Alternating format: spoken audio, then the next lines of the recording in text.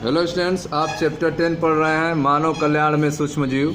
आइए देखते हैं आज चैप्टर 10 की चौथी हेडिंग बायोगैस के उत्पादन में सूक्ष्म जीव। ठीक है, बायोगैस के उत्पादन में सूक्ष्म जीव कैसे यूज किए जाते हैं इसके बारे में आज आपको समझाया जाएगा, तो ध्यान से आप समझें। बायोगैस एक प्रकार से गैसों, जिसमें मुख्यतः कौन सी गैस होती है, मीथेन शामिल है, ठीक है, का मिश्रण होता है जो सूक्ष्मजीवी सक्रियता द्वारा उत्पन्न होती है। तो आप देख रहे हैं कि बायोगैस जो है वह एक प्रकार के गैसों का मिश्रण है जो सूक्ष्मजीव सक्रियता द्वारा उत्पन्न होता है, और इसमें जो मुख्य गैस होता है वह मीथेन होता है। बायोगैस एक प्रकार से गैसों का मिश्रण है जो सूक्ष्मजीवी सक्रियता द्वारा उत्पन्न होता है, जिसमें मुख्यतः मीथेन गैस होता है। आप पढ़ चुके हैं कि वृद्धि तथा उपापचयन के दौरान सूक्ष्मजीव विभिन्न किस्मों के गैसीय अंतिम उत्पाद उत्पन्न करते हैं। ठीक है, तो आप देख रहे हैं कि वृद्धि और उपापचयन के दौरान जो माइक्रो ऑर्गेनिज्म होते हैं, सूक्ष्मजीव होते हैं, वह अलग अलग प्रकार के गैस जो हैं अंतिम उत्पाद के रूप में उत्पन्न करते हैं। वृद्धि तथा उपापचयन के दौरान सूक्ष्मजीव विभिन्न किस्मों के गैसीय अंतिम उत्पाद उत्पन्न करते हैं। जो गैस उत्पन्न होती है वह इन सूक्ष्मजीवों द्वारा खपत किए गए कार्बनिक पदार्थों पर निर्भर करती है। ठीक है, तो आप देख रहे हैं कि जो कार्बनिक पदार्थ कौन सा है उस पर निर्भर करता है कि सूक्ष्मजीव जो है उसको तोड़ेंगे, उसको खपत करेंगे और गैस उत्पन्न होगा। तो कार्बनिक पदार्थ पर निर्भर होता है कि कौन सी गैस उत्पन्न होगी, जो सूक्ष्म जीवियों के द्वारा खपत के दौरान उत्पन्न होती है।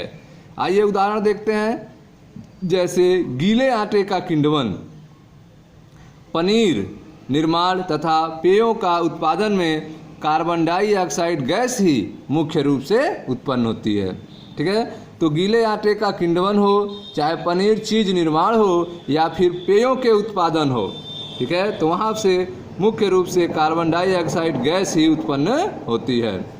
ठीक है, तो आप बायोगैस के उत्पादन में सूक्ष्मजीव पढ़ रहे हैं।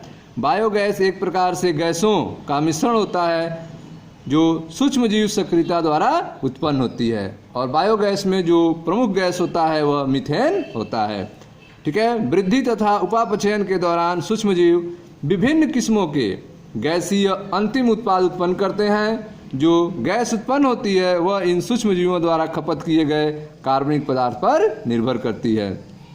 ठीक है, जैसे कि गीले आटे का किण्वन हो, पनीर चीज निर्माण तथा पेयों के उत्पादन में कार्बन डाइऑक्साइड गैस ही मुख्य रूप से उत्पन्न होती है।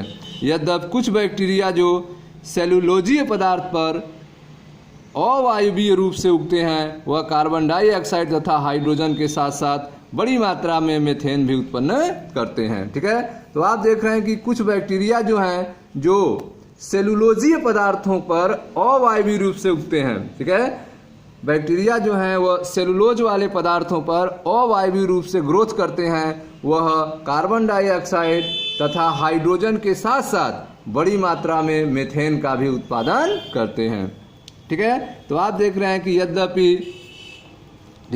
यद्यपि कुछ बैक्टीरिया जो सेलुलोजीय पदार्थों पर अवायवीय रूप से उगते हैं, वह कार्बन डाइऑक्साइड तथा हाइड्रोजन के साथ साथ बड़ी मात्रा में मीथेन भी उत्पन्न करते हैं। सामूहिक रूप से इन जीवाणुओं को मिथेनोजन कहते हैं। ठीक है, अगर सामूहिक रूप से जीवाणु को कहा जाए तो सामूहिक रूप से इन जीवाणुओं को मिथेनोजन कहते हैं।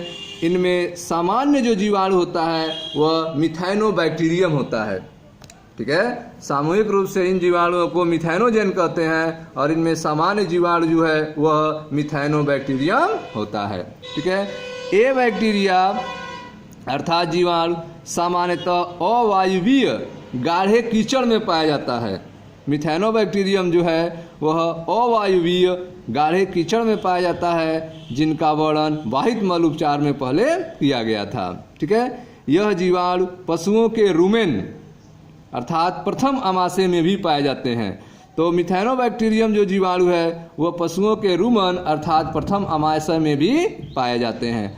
रूमेन में सेलुलोजीय पदार्थों की एक बड़ी मात्रा उपलब्ध होती है। ठीक है, जो पशुओं का रुमेन होता है उसमें सेलुलोजीय पदार्थों की एक बड़ी मात्रा उत्पन्न होती है, क्योंकि पशु जो है वह भूसा खाते हैं, घास खाते हैं और उनके विघटन में सेलुलोज उत्पन्न होता है। तो पशुओं के रुमन में अर्थात प्रथम अमाशय में सेलुलोजी पदार्थ की एक बड़ी मात्रा उपलब्ध होती है। ठीक है, रुमेन में यह जीवाणु सेलुलोज को तोड़ने में सहायक होते हैं। रुमेन में यह जीवाणु जो है वह सेलुलोज को तोड़ने में सहायक होते हैं और पशुओं के पोषण में महत्वपूर्ण भूमिका निभाते हैं। ठीक है, तो रुमेन में पाए जाने वाले यह मिथाइनोबैक्टीरियम जो है वह जीवाणु सेलुलोज को तोड़ने में सहायक होते हैं और पशुओं के पोषण में महत्वपूर्ण भूमिका निभाते हैं। ठीक है स्टूडेंट्स, तो आगे देखें ध्यान से। क्या आप समझते हैं कि अपने आहार में उपस्थित सेलुलोज को हम मानव भी पचाने के योग्य हैं? ठीक है, तो हमारे आहार में उपस्थित सेलुलोज जो है वह मानव के द्वारा नहीं पचाया जा सकता है, क्योंकि उसके अमाशय में जो है मिथाइनोबैक्टीरियम नहीं पाए जाते हैं, जिससे मनुष्य जो है वह सेलुलोज का पाचन नहीं कर पाता है। पशुओं के अमाशय में रुमेन में जो है मिथाइनोबैक्टीरियम पाए जाते हैं जो सेलुलोज को पचाते हैं। ठीक है, इस प्रकार पशुओं के मल, ठीक है, अर्थात गोबर, उनमें जिन्हें सामान्यतः गोबर कहते हैं, ठीक है, यह जीवाणु प्रचुर संख्या में पाए जाते हैं। ठीक है, तो आप देख रहे हैं कि पशुओं के मल में अर्थात डंक में, जिन्हें सामान्यतः गोबर कहते हैं, इसमें यह जीवाणु जो है प्रचुर मात्रा में पाए जाते हैं।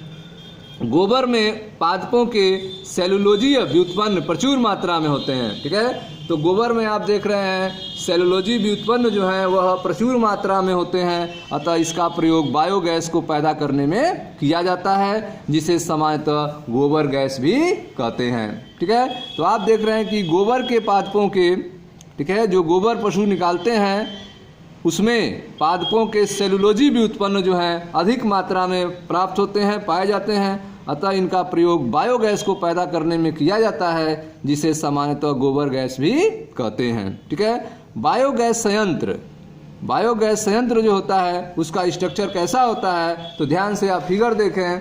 यह फिगर में आप देख रहे हैं यह एक संयंत्र है जिसे बायोगैस कहते हैं। ठीक है, इसमें एक डाइजेस्टर होता है, ठीक है, एक डाइजेस्टर होता है, एक गैस होल्डर होता है।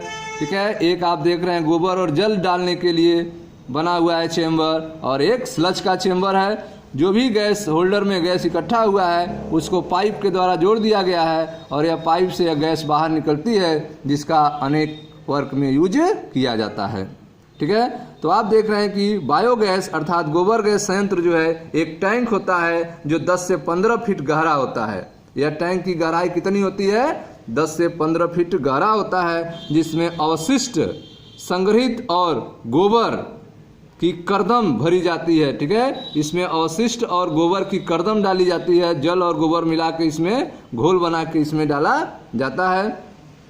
ठीक है, करदम के ऊपर एक सचल ढक्कन रखा जाता है। करदम के ऊपर जो है एक ढक्कन आप देख रहे हैं, सचल ढक्कन रखा जाता है। सूक्ष्म जीव जो है सक्रियता के कारण टैंक में गैस बनती है। ठीक है, सूक्ष्म जीव सक्रियता के कारण जो है टैंक में गैस बनेगी, जिससे ढक्कन क्या होगा? ऊपर उठता है। ठीक है, जब सक्रियता सूक्ष्म जीव वर्क करने लगेंगे तो गैस बनेगी। आप देख रहे हैं मेथेन, कार्बन डाइऑक्साइड, इस तरह से यह गैस बन रहे हैं, जिसके कारण, ठीक है, यह गैस होल्डर जो है वह ऊपर उठेगा और इस गैस होल्डर से पाइप्स निकले हुए हैं, जिनसे गैस जो है बाहर आएगी। तो देखें ध्यान से,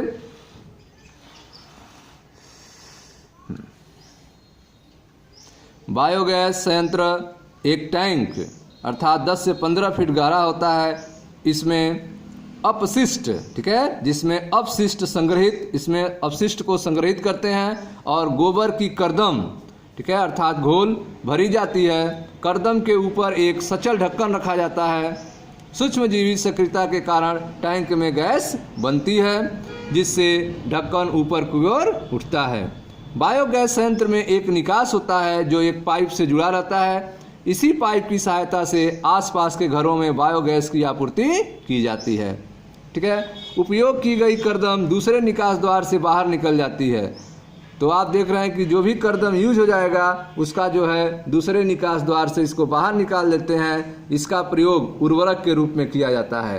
ठीक है, तो जो कर्दम बचेगा उसका यूज जो है उर्वरक के रूप में, खाद के रूप में खेतों में किया जाता है।